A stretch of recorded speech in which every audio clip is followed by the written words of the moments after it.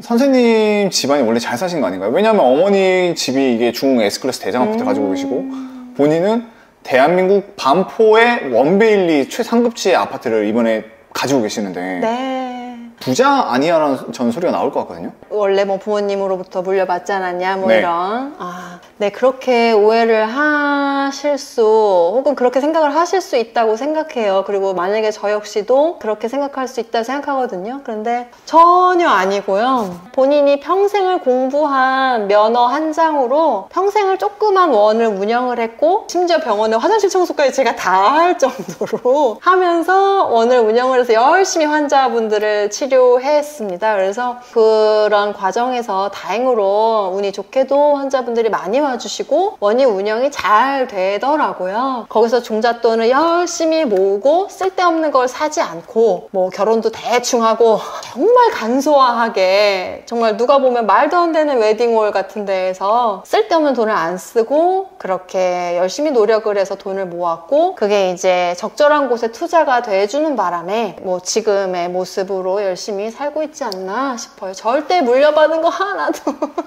20대 때 네. 원을 만들었댔잖아요. 네. 그때 당시 소득이 어느 정도였어요? 26살에 졸업을 했습니다. 6년을 학교를 다녀야 돼서요. 그래서 5년 동안 정도를 이제 급여 생활을 했는데요. 이제 큰 병원에 소속이 돼서 이제 페이 닥터라고 보통 합니다. 그때 당시에 소득은 한 달에 270만 원인가를 받았었어요. 항상 뭐 의료직이라고 해도요 처음부터 막 무슨 뭐 연봉 뭐 1억씩 주고 그러는 거는 없어요. 다들 왜 다른 업종은 다 나름대로 판타지를 갖고 계시잖아요. 뭐 이 의사직은 이럴 거야 뭐 오늘 이럴 거야. 근데 절대 그런 거는 없었습니다. 그래서 5년 정도를 뭐 학자금 대출도 갚고 여러 가지 집에 있었던 사소한 뭐 부모님의 부채도 제가 갚은 것도 뭐 있었다면 있었고요. 그럼 그렇게 5년 동안 하니까 얼마를 모았어요? 그래서 결국 빚을 다 갚았어요. 그게 대략 얼마였나요? 대략 한 2억을 갚았을까? 5년 동안 2억을 네, 갚아요? 5년 동안. 평균 그 페이 닥터를 하면서. 그럼 평균 소득이 얼마였어요, 그때는? 평균 소득이 결국 처음에 한 실수령 한 270 정도로 시작했지만 나중에는 한 400 얼마까지 받았던 걸로 기억하거든요. 네. 그럼 한 대략 350으로 할게요, 월에. 네. 그러면은 그렇게 5년 정도를 평균 월에 350을 했을 때 5년 정도를 이제 계속 월급쟁이 의사를 했습니다. 한의사를. 그렇게 2억을 갚았잖아요. 네. 그럼 거의 돈 갚는데 모든 걸 다 쓰셨네요. 네, 흔하게는 남자 동생이 한 명이 있는데 남자 동생이 뭐 누나는 왜 한 달에 치킨을 한 번밖에 안 사주냐고 할 정도로. 네. 네, 그래서 물론 남자 동생 치킨 뭐 10번 사줄 수 있었을 거예요. 그때 돈벌이로도. 근데 일단 얼른 돈을 갚아야 제가 제 개인 병원을 조그맣게라도 차릴 수가 있겠더라고요. 그래서 다시 병원을 일으킬 때 아까 하나은행 그 시계 보셨지만 하나은행에서 대출을 일으켜서 조그만 한의원을 냈죠. 그게 31살. 네, 한 살 때. 맞습니다. 그때 얼마의 빚을 내서 만드신 거예요? 1억 5천? 평생 월급만 받다가 학교 생활 마치고 페이닥터 받아와서 남들이 만드는 길을 이렇게 쭉 가다가 예. 갑자기 대출을 팍 끌어일으켜서 내 사업을 한 거잖아요. 이게 웬만한 강심장 아니면 못 하거든요. 그래요. 무너지면 어떡하지라는 그런 두려움이 있을 건데 네. 선생님께서는 어떻게 하다가 내 원을 만들어야겠다 생각하고 이렇게 대출을 땡겨서 하신 거였어요? 월급을 생활하면서 그거에 이제 만족감도 있었고 개인 사업을 하겠다는 생각을 처음부터 했던 건 아니에요. 그런데 그것만으로 되게 한계가 있다는 게 느껴졌고요. 네. 이것만으로 내가 부자가 될 수는 없겠다. 저는 사실 이렇게 얘기 들으면 좀 웃긴데 대학교 다닐 때 면허를 따면 혹은 초중고 때는 공부를 열심히 하면 부자가 되는 줄 알았어요. 근데 그게 아니고 공부를 열심히 한다고 혹은 너가 한의사 면허증을 땄다고 해서 절대 부자가 되지 않더라고요. 결국에는 거기서 틀을 깨야지만 그 다음에 인생을 좀 더 제대로 혹은 엄마 아빠를 혹은 남자 동생한테 좀 더 제대로 도움이 돼야겠다라는 가장의 마인드가 많았어요. 그때 부모님한테 지원받은 건 하나도 없으셨죠? 네, 없었어요. 그러면 그렇게 지원해 주실 수도 없고. 31살에 네. 차리고 보니까 이제 전쟁터에 뛰어든 거잖아요. 어땠어요? 막상 나와보니까? 당연히 저도 31살에 제 모습을 생각을 해보면 굉장히 걱정이 많았고 병원이건 어떤 사업이건 당연히 망할 수 있는 확률은 다 있잖아요. 그래서 그런 생각을 걱정을 하면서 시작을 했는데 처음 문을 열고 나서부터도 굉장히 운 좋게 제가 물론 열심히 환자분을 봤습니다. 그래서 환자분 한 분 한 분한테 굉장히 혼신을 다했고 페이닥터 할 때보다 훨씬 더 간절했어요. 얼마나 네. 간절했어요? 망하면 이 엄마 아빠 혹은 제 동생도 다 길거리다. 왜냐면 집도 없었기 때문에 아무도. 집이 하나도 없었어요? 아무도 집이 없었고 정말 슬픈 얘기가 있어요. 뭐냐면 집의 중요성이나 혹은 절약의 중요성에 대해서 깨달았었던 결정적인 일이 생깁니다. 뭐냐면 이제 월세집에 살았습니다. 저희 부모님과 저 남동생까지 네 식구가. 네. 무슨 주택의 1층을 빌려서 월세집 살았는데요. 어느 날인가 일을 이제 환자분을 보고 있는데 아빠한테인가 전화가 왔어요. 저희 집이 전소가 됐다는 거예요. 불이 났다고요? 네, 불이 나서 새 들어있었던 월세집이 다 탔어요. 2층 집이었는데 뭐 이유는 지금도 몰라요. 그 안에 있었던 모든 제품, 뭐 가전이 뭐 다 탔습니다. 그때를 계기로 경종이 딱 때려지면서 그때 당시에 제가 좀 모아놓은 게 좀 있었어요. 그래서 제가 저희 엄마한테 너무 속상해서 엄마 그러면 내가 이 돈을 줄 테니까 그 당시에 그 동네에 제일 좋은 아파트를 충분히 살 수 있었어요. 제가 운영하던 그 경기도 지역에서 제일 좋은 아파트 가서 이거 좀 사라. 저희 엄마가 알겠다 하시더라고요. 근데 참 사람이 웃기는 게요. 안 좋은 일이 있어도 또 좋은 일이 생겨요. 그래서 저희 엄마가 그래 그러면 거기 집을 살 수 있지만 거기 반포에 이렇게 좋은 아파트가 있는데 누가 돈이 비싸서 안 한댄다. 이걸 가서 그때 메리어트 호텔인가 거기에서 이렇게 줄을 쓰는 거예요. 미계약건이 있으면 하실래요? 이런 식으로 줄을 쓰는 거, 명단을 쓰는 거예요. 그래서 너 이거 가서 내가 이름을 쓰고 올 테니까 되면 이거를 하자고 하시더라고. 그게 아크로 리버파크.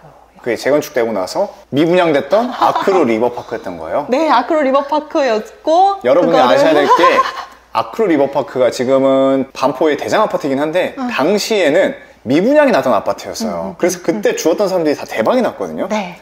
아무도 들어가려고 하지 않았었어요. 그때 당시에 거기에 이렇게 부동산 사무실을 운영하시던 분들이 얼마나 빠삭하게 그 정보를 아세요. 이런 여기에 이게 지금 분양이 안 된 건들이 있다는 걸 아시잖아요. 다들 뭐라고 하셨냐면 이거 너무 비싸서 요새 이런 비싼 아파트를 누가 사냐고 이 돈에. 그때도 그런 말이 있었어요? 다 그랬어요. 그때 분양가가 얼마였어요? 제가 제일 작은 26평형인가를 했는데 9억 5천? 분양가가? 네. 그거를 했어요. 그때 당시 9억 5천이요? 네. 엄청 비싸네. 비싸죠? 그러니까 지금 생각하면 아크로 리버파크가 9억 5천이라고 하시겠지만 그때 집에 투자한다 그러면 되게 그러지 마. 돈을 딴 데다가 제대로 해야지. 왜 안 좋은 그런 걸 해. 다 이랬었어요. 그럼 9억 5천이 다 있었다는 거예요? 없었죠. 9억 5천이 어디 있어요. 그래서 결국에 그때 이제 대출을 땡겨서 원을 일으켜서 정말 돈을 쓸 시간도 없고요. 맨날 일에 매달리니까 월화수목금토일을 다 하다 보니까 돈 쓸 시간도 없었고 그러다 보니까 한 5, 6개월, 한 6, 7개월 만에 일단은 빚을 갚았어요. 한 달에 대충 평균 소득이 어느 정도였어요? 그때 한 2천만 원 좀 넘게 순소득이. 순이익이. 네. 근데 돈을 하나도 쓸 시간이 없었어요. 그냥 그대로 있었어요. 나이 31살? 네, 32살에 아무것도 모를 때죠. 공부만 하다 나왔으니까.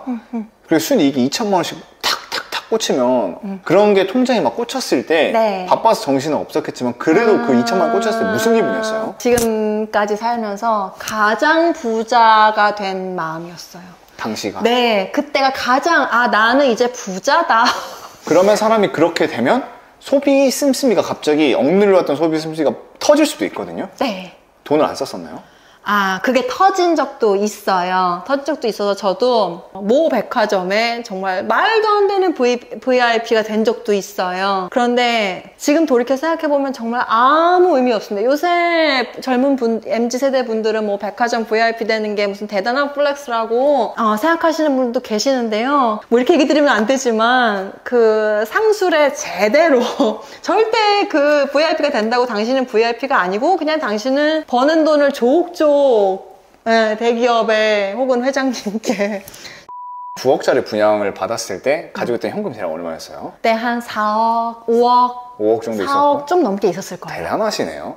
그 4억에다 5억을 대출받아서 사신 거잖아요. 아니요, 대출받지 않았어요. 6개월에 한 번씩 막 몇 천인가 그 분담금을 내잖아요, 네. 보통. 그거를 거의 다 근로소득으로 계속 돈을 모아서 맞추고 하다, 그러니까 그때 결국에는 절약에 하게 시작이 됐던 것 같아요. 야. 그걸 돈을 맞춰야 되니까 그리고 저는 그때 당시만 해도 대출 일으키면 망하는 줄 알았어요.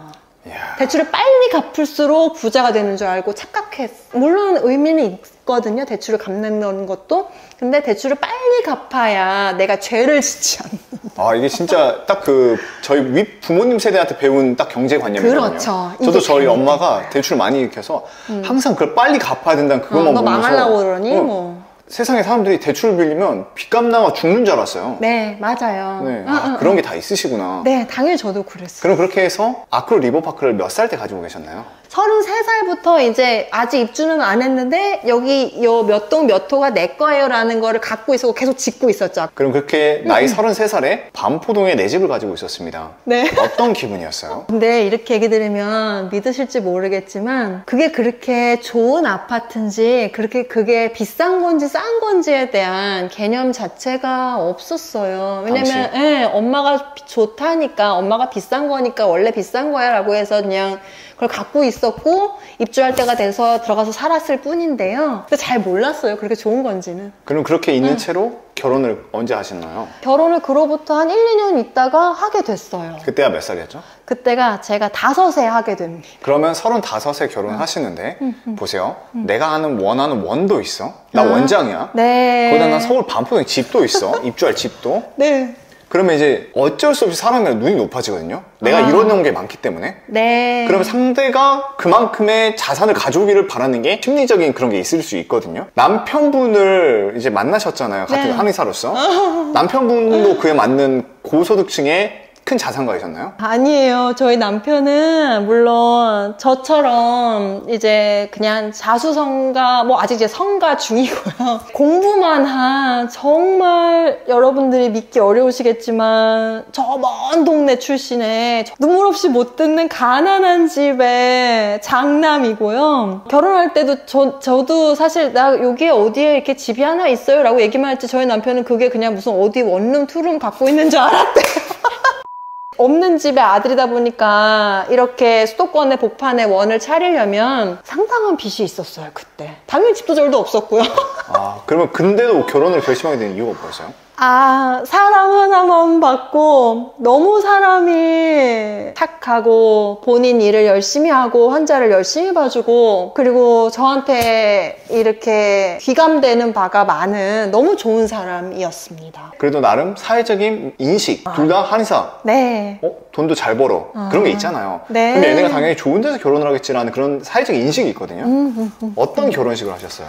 뭐 나중에 이제 결혼식을 다 하고 난 다음에 동기분한테 이제 그냥 여담으로 들은 얘기가 제가 잘 되는 건 어떻게 알고 있었나 봐요, 저희 동기 친구가. 근데 남편이 뭐 이렇게 돈벌이가 안 되는 사람인 걸로 오해할 정도로 굉장히 그런 약소한 농협에서 운영하는 어디 웨딩홀에서 결혼식을 했습니다. 일생에 한 번에 있을 만한 결혼식인데 네. 뭔가 좀 화려한 데서 그런 마음이 없으셨어요. 왜냐면 본인이 이미 잘 나가셨잖아요. 중요한 거는 다른 사람이 보는 거는 별로 중요하지 않아요. 그리고 저는 저대로 그때 아크로에 돈을 막 엄청 갖다 바쳐야 돼요. 그때도 막 맨 막판 잔금이 제일 돈이 크게 나갔잖아요. 30%가. 그 돈을 맞춰야 되고 하기 때문에 남편한테도 나 이거 때문에 돈이 이렇게 많이 묶여야 되고 결혼식은 그냥 대강 합시다. 뭐 이런 게 중요하진 않잖아요. 이래갖고 그냥 저는 그렇게 길거리에다가 깔아드릴 만한 돈이 없었어요. 남들은 남편이 진짜 돈이 못 벌어서 모해를 샀고 결혼했잖아요. 네. 하지만 그렇게 생각했던 사람들보다 이미 자산은 이미 훨씬 더 많이 있었네요. 그러네요, 결국에는. 네. 자산이 돼줬어요. 몰랐어요, 근데 그때만 해도. 그러니까 처음 결국에 등기라는 걸 처음 쳐보는 거잖아요. 내 거라는 걸 처음 해봤는데 그게 그렇게 비싼 건지 혹은 그게 비싸게 될지에 대해서 전혀 몰랐고 그걸 또 서울에서 태어났지만 서울에서 나고 자라지 않았기 때문에 반포가 좋은 동네인지도 몰랐어요. 죄송한데 참. 진짜 부동산과는 전혀 관심이 없던 분이네요. 네, 결국에 이게 돈 공부나 부동산 공부를 해야 되는, 아는 만큼 해야 되는, 그리고 공부를 해야지만 알 수 있는 영역인데 그렇게 됐네. 신혼집은 어디 있었나요? 투룸인 이렇게 빌라의 탑층을 얻었어요. 그때 당시 보증금 한 몇천만 원 정도를 남편이 해서 그런 투룸 조그만 빌라에서 월 전세로 시작했어요. 그때 저희는 참 이게 모르다 보니까 전세자금 대출이 있다는 것도 몰랐어요, 둘 다. 결국 공부만 하면 이게 문제인 겁니다. 그래서 저는 국가에서 경제교육을 시켜야 된다고 생각해요. 그래야 이 똑똑한 대한민국 사람들이 유대인처럼 더 부자가 되고. 아크로 리버파크는 언제 들어가신 거예요? 그래서 결국 투룸에서 살다가 1년 정도 있다가 아크로에서 이제 들어오라고 하더라고. 다 만들었다고 들어오라고. 그래서 그때 입주를 했죠. 대한민국 압구정에 버금가는 최상급지 서초구의 대장 반포동에 이제 입성을 합니다. 네. 그때 심적 기분이 어땠어요?